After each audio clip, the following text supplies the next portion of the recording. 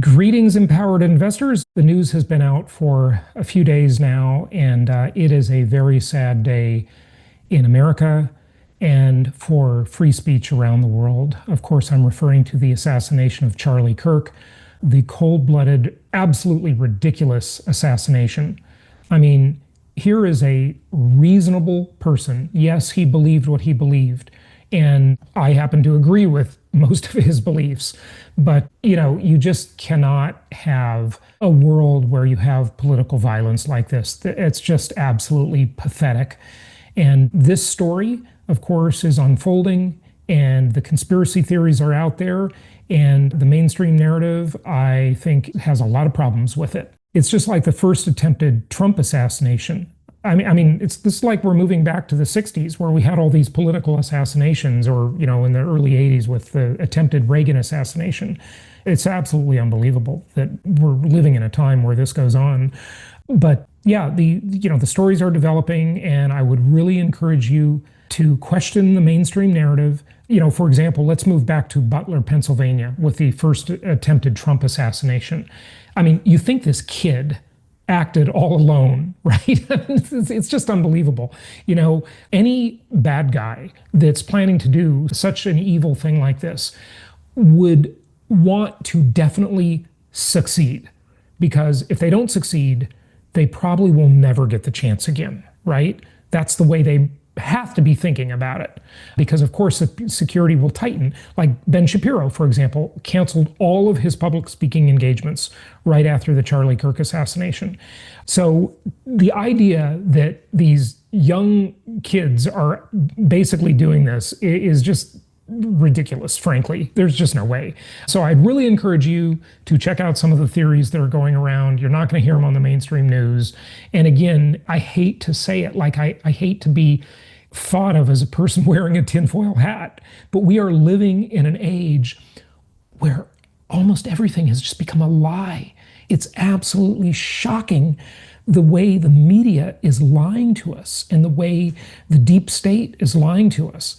You just can't sit back and think you're listening to like Walter Cronkite anymore. Right? I almost said Dan Rather, by the way. Remember when he got caught in his lies? Journalism does not exist anymore. In any real way.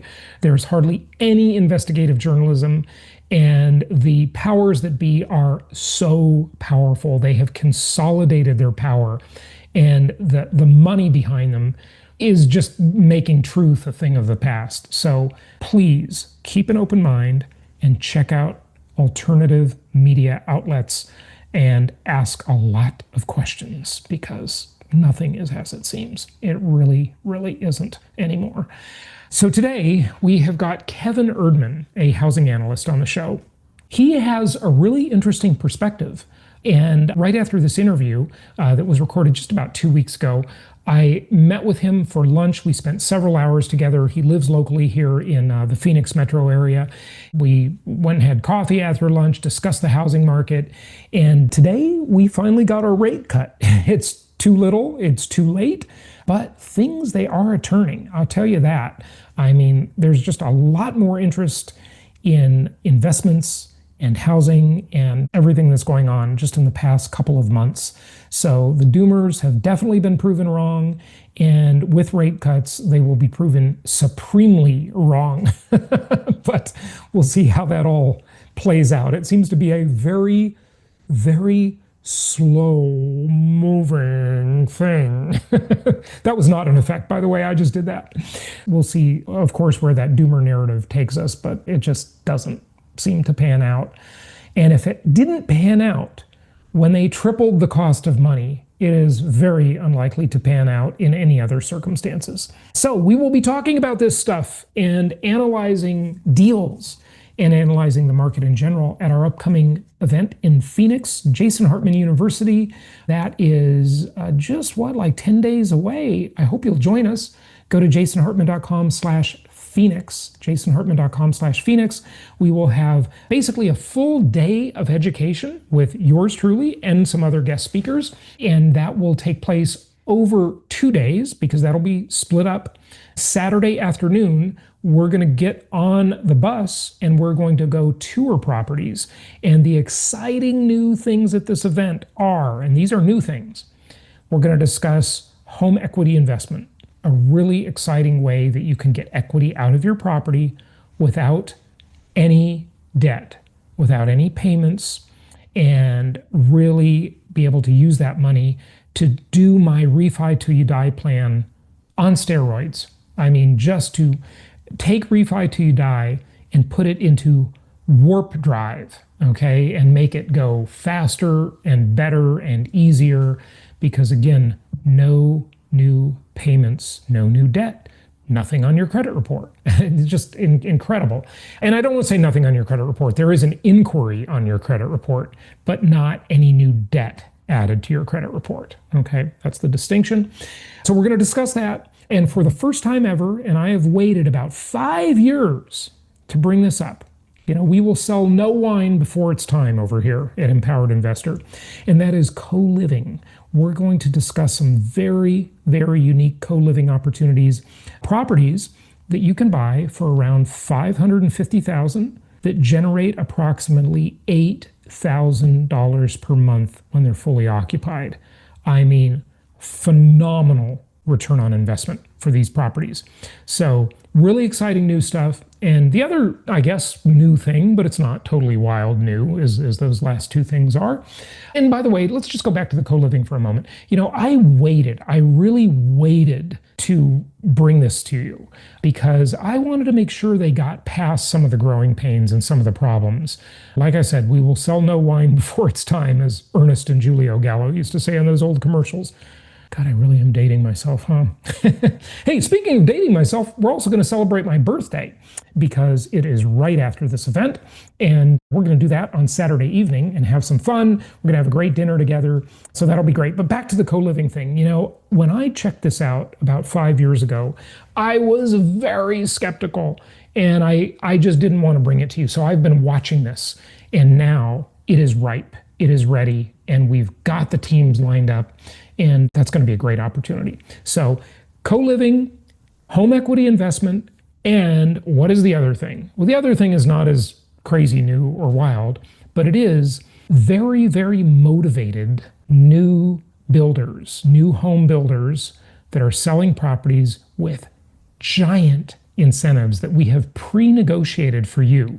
Okay, incentives for closing cost, upgrades, packages that are just going to blow your mind, and buy downs to make those mortgage payments even lower than they already are, because we have the lowest mortgage rates in almost a year now, and we had another Fed cut just announced. So that's exciting. It is too little too late, but at least we're moving in the right direction. I think we're going to see a couple more cuts, maybe one more this year and then some more into next year for sure. And good old Jerome is out. We know he's getting out. It's not that many months away before he's gone. And we're going to see a much more accommodative Fed chair. Now, what will that do? Of course, that means upward pressure on prices as housing becomes more and more affordable.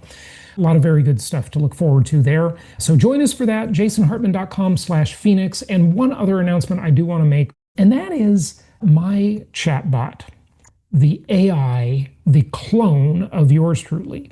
A lot of you have a lot of questions about this, that, and the other thing. And this is trained on 1,800 of my podcast episodes. It is really quite good. In fact, I would argue that it's better than asking the question of me, right? And it's totally free and available to all of you.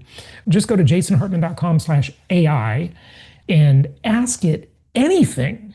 I mean, try and stump it. It's our 4th attempt at this. We've had this chatbot for maybe a year or so, and it is good.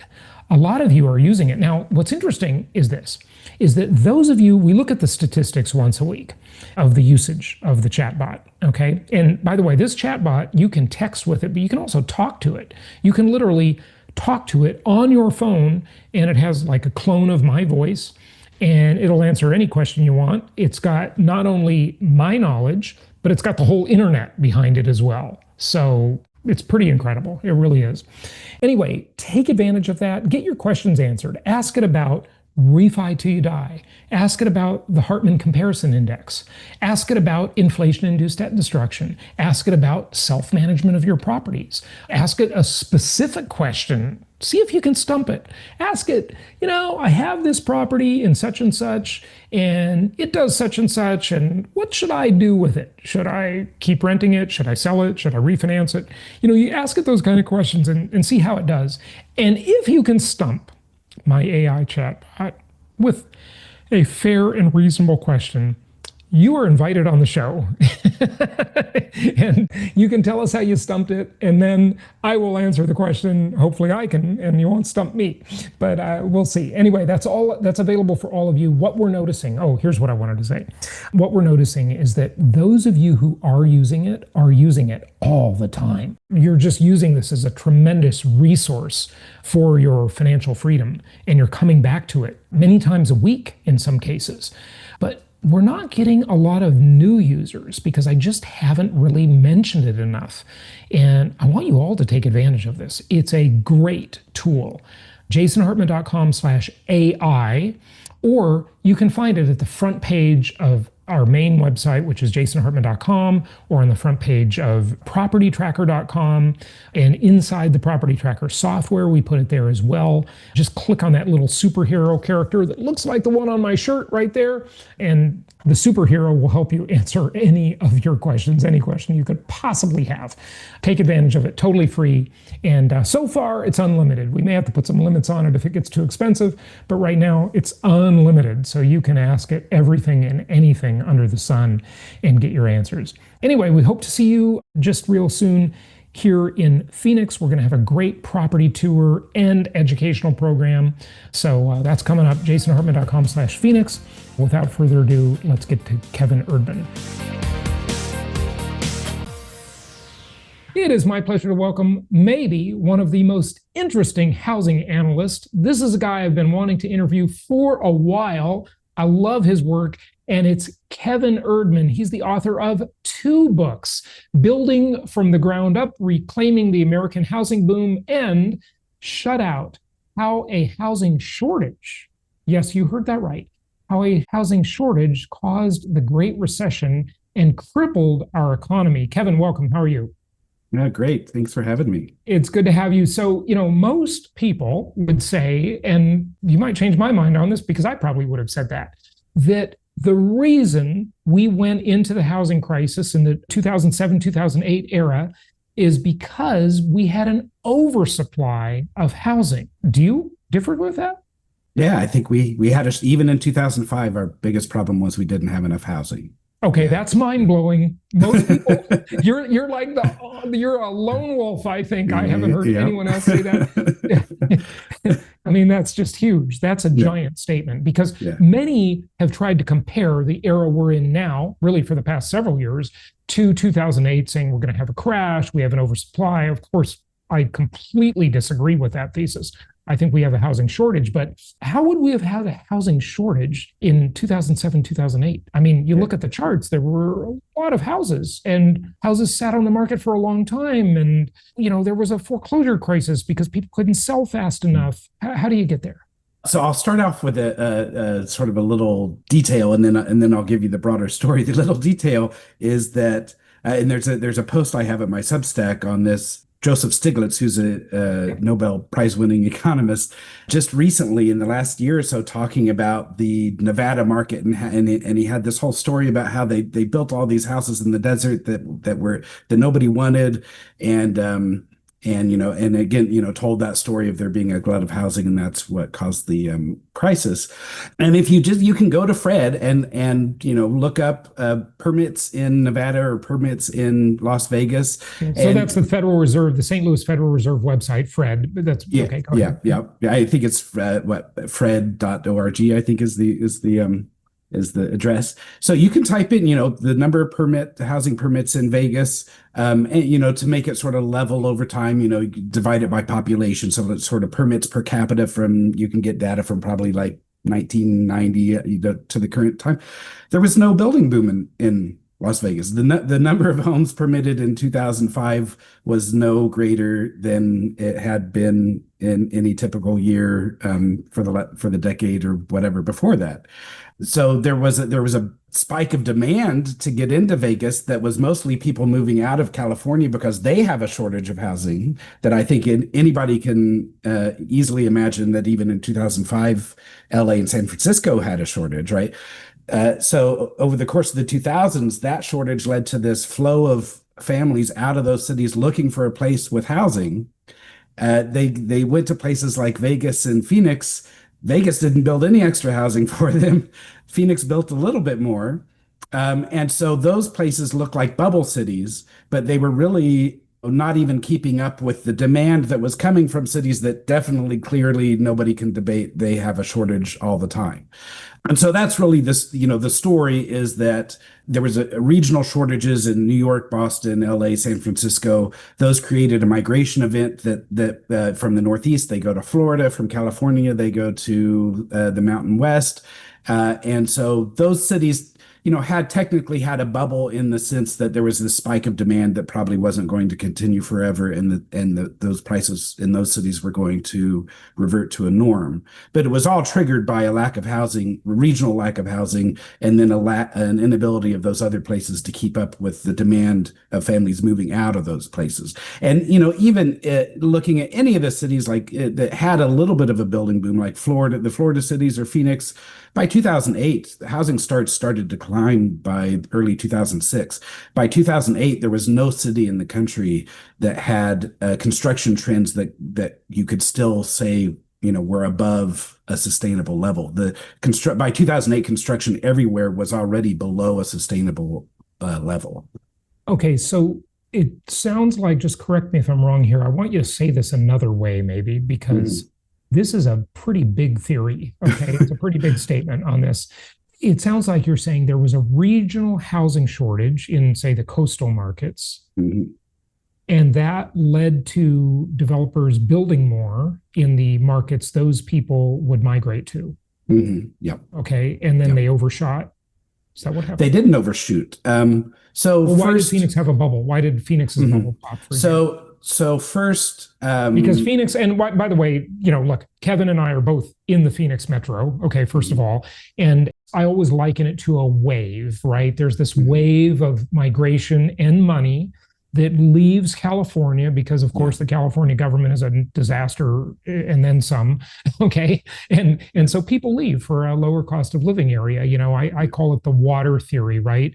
If you spill a glass of water, it goes to the lowest point. And money does that too, right? It finds the best deal. And so when you think I could have a better quality of life in Phoenix than I can in Los Angeles, I'm going to move. And so I'm going to take my money with me. And, that changes the housing dynamics, obviously. Yeah. That's what happened. There was, and I would preface this by saying the last place you could possibly have a glut of housing is a market like Phoenix that's at the time was growing by 3 or 4% a year.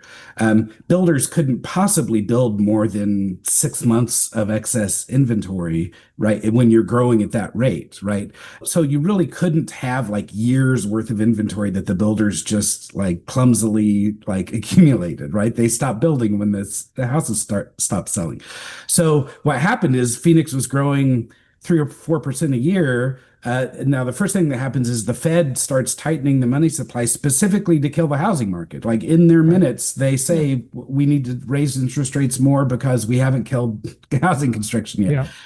What they didn't understand, what they were really doing was killing that migration, right? When we get into recessionary conditions, people stay put. They stop escaping those cities. And so Phoenix goes from 2006, 3 or 4% growth every year, to suddenly by the end of 2007, that's almost dead. It's gone from 3 or 4% to barely any growth at all by 2008 and 9.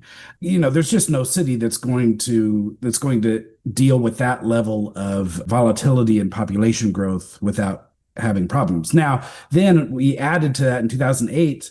the federal regulators basically killed off about a third of the mortgage market through Right. regulatory Yep. crackdowns. So now, in addition to that, now you just have all these knock-on effects of new buyers can't get mortgages, foreclosures start happening because there's no buyers for the existing homes. So I actually attribute, there was some sort of reversal that had already happened in places like Phoenix by early 2008. Everything that happened after that was a result of the mortgage crackdown. The entire loss of Yep. $5 trillion of real estate wealth was due on net across the country was due to the mortgage crackdown. Yeah, Um, Kevin, you said something very important here there, just and you made it as a very casual remark. I just want to make sure people pick up on that. Real estate is a credit-based asset. 60% of the country at this point uses a mortgage, which, by the way, is the lowest ever, well, in modern history at least. In the old days, I'm sure a lot of people paid cash too. Okay. yeah, But yeah, 40% of the country owns their home free and clear, which is yeah. another reason we haven't had a housing crash that the doomers have been predicting. So here's the thing that a lot of people don't understand, and a lot of the doomers play on this when they say, I call them the crash bros too. Okay. Yeah. The crash bros and the doomers say, hey, the market's going to crash because real estate is too expensive. Uh-huh. And, that's sort of like a part of it, sure. Yeah. But what they don't say, and they were predicting crashes since the beginning of time, basically, but they were certainly predicting them in the early COVID era. Yeah. Okay. Yeah. And the complete opposite happened. The market boomed. It went up, 50% almost in some places. Yeah. But as long as people have an exit opportunity, and if you have a strong market or easy mortgage money or semi easy mortgage money, even if people are in distress, they can easily exit. Okay. Mm-hmm. It's when they're in distress, plus they can't exit, that you have a problem. Okay. Yeah. You can have lots of people in distress that can't afford their house. Yeah. But as long as they can exit and there are new people that can take their house for them, you're not having a crash. Yeah, yeah. And you can really see this, the other thing about the 2000 to 2008 market is you can really see the differences regionally back then. Two-thirds of the country didn't have a construction boom, didn't have a price bubble. Everywhere between Denver and Washington, D.C., home prices went up 3 or 4% a year. Construction rates were about the same as they had been for a decade. And then you look at a market like Atlanta. Again, no construction boom, relatively level prices. And then suddenly in 2008, for FICO scores below 760, the mortgages get cut in half permanently over the course of 2008. Mortgage availability gets cut in half. Mortgages so in other words, those subprime borrowers could no longer borrow. Yeah, even prime borrowers. Yeah. And so for credit scores below 760, the number of mortgages approved gets cut in half immediately and permanently. And in a market like Atlanta, of course, construction collapsed. At the high end of the market that's not credit constrained, prices didn't really go down much. They were pretty level all through that, going all the way through the next decade. The low end of a market like Atlanta, where again, nothing unusual had happened before, prices went down 60, 70, 80% in the lowest the most credit constrained neighborhoods, the poorest neighborhoods lost more than half their value for no reason. There's nothing, it wasn't a reversal of anything, right? Look, this is the era during the Great Recession of the $30,000 house. Okay. Yep. Where you could literally buy houses for $25,000, $30,000. Heck, in Detroit, they were giving them away for $1 in some cases. These are houses that just like nobody wanted. And when they wanted them, they just couldn't, the bank wouldn't let them get the money. Yeah. For it, right? Well, when the subprime thing blew up, there was no financing for those properties either. Yeah. Well, and so I would say there's two very distinct periods. There's the subprime boom and bust which very distinctly happened from the end of 2003 to early 2007. And you can see the effect that had on home prices. And it had an effect. It was overstated because most of the high costs were from the shortage, from the lack of supply, driving rents up.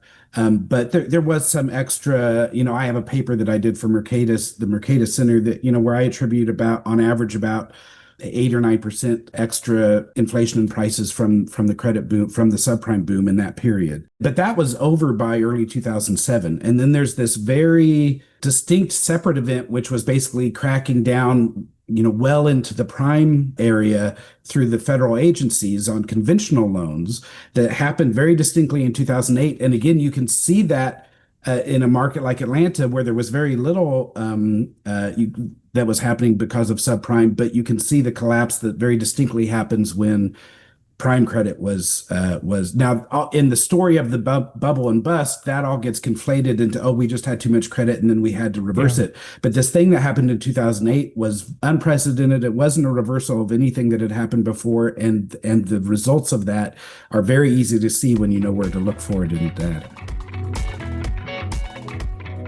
You know, I like packaged commodities and tangible assets when investing. And that's why I'm sharing this solution, a powerful way to get paid on gold. You own gold, you get paid a yield on gold. Thousands of investors are earning interest in physical gold and silver. With monetary metals, it's time you do the same. Visit monetary-metals.com/Hartman for special offers. Well, you know, the old saying, of course, those who don't learn from history are doomed to repeat it. So it's good that we cover this. But Kevin, take us to where we are today and into the future, as much as you're willing to. What is the state of the housing market currently?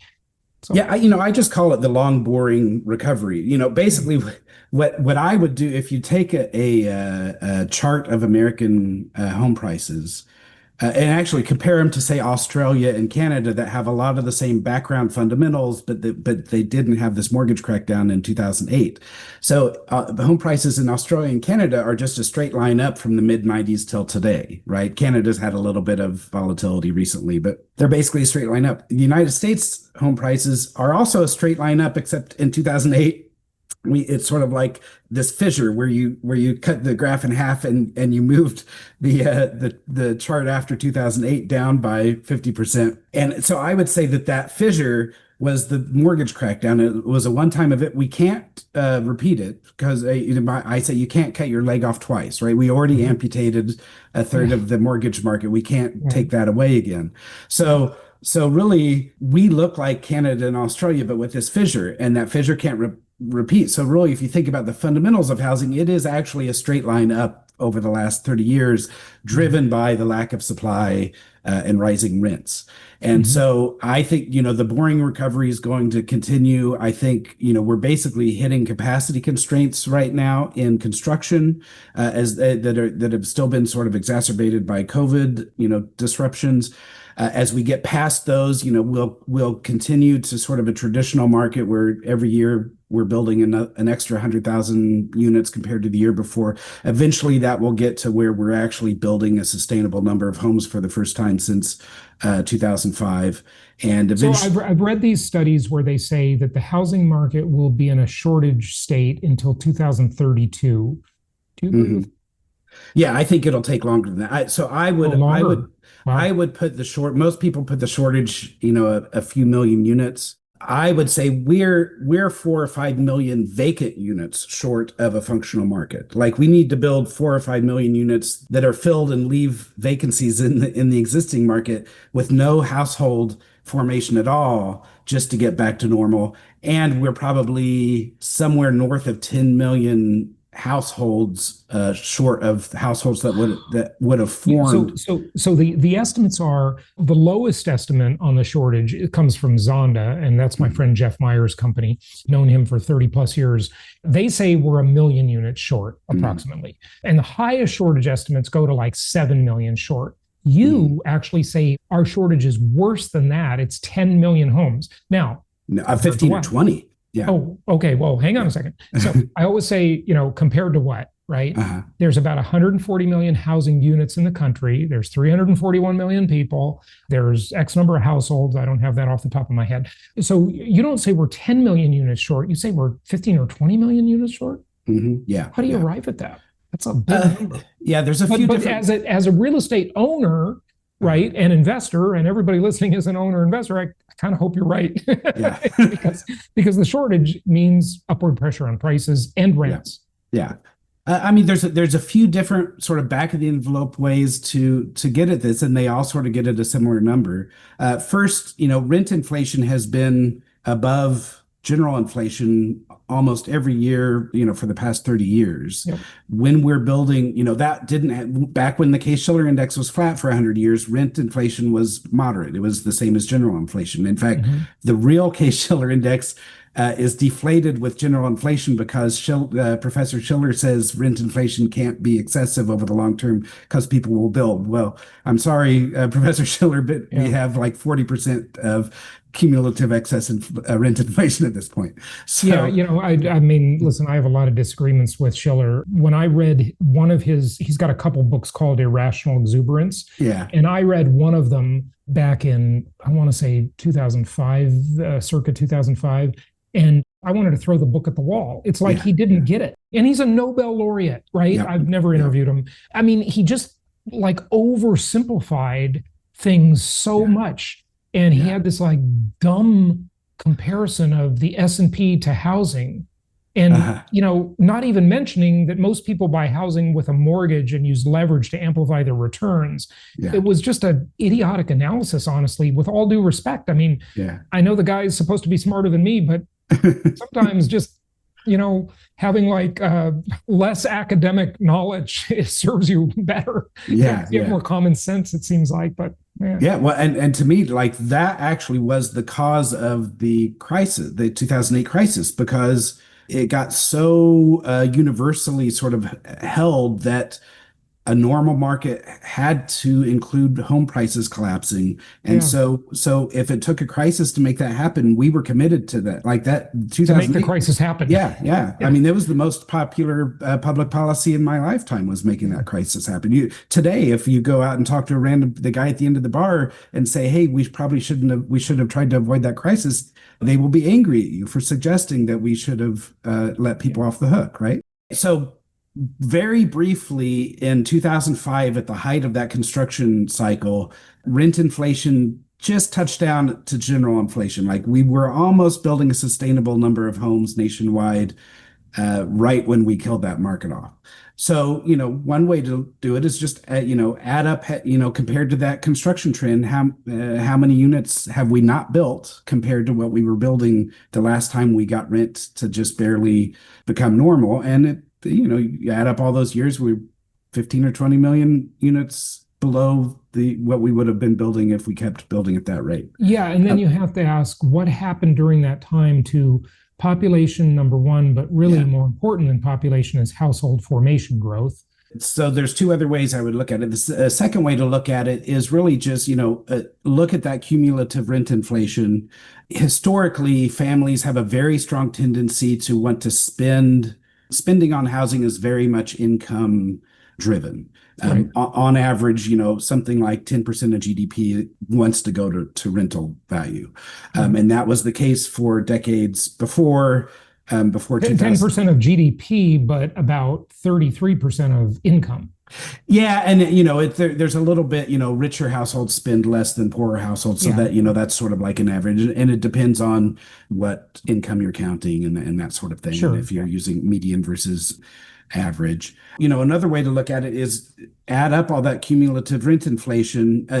Typically, demand elasticity is about 2, and in fact, if you divide expenditures on housing over the last century between like real expenditure, like how much did the quality of our homes increase each year relative to our real incomes, and how much did rents inflate compared to general inflation. Basically, for every 2% of rent inflation, families reduce their real spending by about 1% to try to compensate. That's under a shortage condition. If we didn't have a shortage, people would just increase their real consumption until we got to that 10% average spending. But under a shortage, they start spending more of their income on housing, and as a percentage. Yeah, but they're trading down over time to try to get rid of some of that extra spending. So you could, you said so many things there, and that's capitulation. I definitely, that is what it's like. Every economist seems to miss the point of capitulation, right? Yeah. In other words, Kevin, people enter the market and they want more, but they can't afford more. So they take what they can get. They capitulate, right? And it's like you can't measure that, but we know it happens because we know that as market participants, we go out there and we try to get the best thing we can with the money we have, right? Yeah. Yeah, that's true. But before you go on, I just want to throw this up because you mentioned it a minute ago. This is a Mhm. chart of total housing inventory. And what blows my mind about a chart like this, here we start in 1980, okay, and we go to 2025, and we see that there's a housing shortage. Yeah. But what we don't see, I always say to my listeners, Kevin, always ask yourself, what is the chart not telling you? Where are the dogs that aren't barking in this chart? And of course, that's population growth and household growth, Mhm. household formation growth. And Yeah. this is a giant span of time. Okay. This is decades. And the chart is not adjusted for population or Yeah. household formation. Yeah. Doesn't that just blow your mind? Yeah. And You this is the have to thing. overlay that. Yeah, somebody that I sort of go after him a lot is a UCLA economist, which who recently passed away. So it's crazy because every year, in fact, they just did it. The Fed has this meeting in Jackson Hole Right. in August where they sort of talk about the most important issues. And in 2007, they talked about housing, and a high-profile economist from UCLA was one of the presenters there, and it's actually a very widely cited paper, and the paper itself is really important and useful. It's called Housing is the Business Cycle. And Mm-hmm. he shows that you can predict when recessions are going to happen because housing starts and collapse first. And so the way to sort of avoid recessions is the Fed should watch housing starts, and when they decline a certain amount, then they should start stimulating the economy to get a recovery to happen. And Mm-hmm. he's talking to them in 2007 at a point where housing starts are less than half of what they had been at the peak. And Mm-hmm. he has this beautiful paper that is very useful, and he doesn't take his own advice. He tells them this time's different. We had a glut of housing, so this time housing starts won't recover, and you shouldn't try to make them recover. And his way of analyzing it is exactly what you just showed. He shows housing starts over decades without adjusting for population growth, as if there's just this unchanging mean cyclical level of 1.5 million units a year or whatever I that you know. have to go around. And it's like it's such a simple mistake. I And know. and and here's the guy that figured out how important housing is in the business cycle. He's at the most important seat in the world. He's in the Right. room where it happens, and he tells them this Yeah. time you're just gonna And ignore he's this. he's influencing the most powerful central bankers on planet Earth. Okay. Like Yeah, and he's it's like not adjusting for population. I know. Listen, everybody listening, please hear this. The experts are wrong all the time. They're drinking their own Kool-Aid. They Yeah, don't get it. They don't do in-depth thinking. They don't back test their own ideas. yeah, They just get it wrong constantly. So yeah, so be careful trusting resumes or yeah, Nobel prizes for that matter. Okay. yeah, I mean, yeah, it's just amazing to me. yeah, We were talking about Schiller before, and I just yeah, cannot believe the stuff he misses. yeah, But yeah. it is what it is. Okay, yeah. So there's real quickly, there's two other ways that I get to that 15 to 20 million number. And again, you can On just the yeah, shortage number. yeah. Yeah. And again, you can look at, basically under shortage conditions, people consume less but pay more for it, and Yep. with the total adding up to more of their income than they would like. So the odd thing is, total residential real estate value has gone up maybe 50, 60% as a percentage of GDP or percentage of incomes over the last 50 years. That is the only way that could happen is because we have fewer homes because of this inelastic demand. The only way you spend more on housing is actually by having less. Mm-hmm. If we had plenty, people would just spend the comfortable amount and homes would be worth a comfortable Yeah. amount. So you can really just take those two, real spending on housing and rent and excess rent inflation and come up with your own estimates of how much it would take to get those back to normal. It tends to come to me to 15 to 20 million. The last thing is that population has Wait. How Mhm. many homes are we building every year? That's Yeah, the question. yeah, we're How about one and a long? half. Let's do the Mhm. math on how long Yeah, does it take to cure the shortage. So if yeah. you say the shortage is 15 to 20 million, others say it's between a million and 7 million. Your Mhm. number's higher, but Yeah, how it's going to take 15 to 20 years to cure the shortage in your yeah. mind, right? Yeah, we're at about 1.5 million units a year now, and I don't think we can grow that much more than about 100,000, 200,000 a year in terms of the Yeah. pace. So I think we could spend a decade building 2.5, 3 million units a year if we let it happen. And keep in mind, there's one. What are we not telling you? What is the dog that doesn't bark in that statement we just made? The dog that doesn't bark is a lot of houses will become obsolete. So there will be this Yeah. obsolescence problem Yeah. where old housing stock is just no good. Yeah. Okay. So it's not like the stock is stable and it just stays there forever and we just add to it. We also subtract some.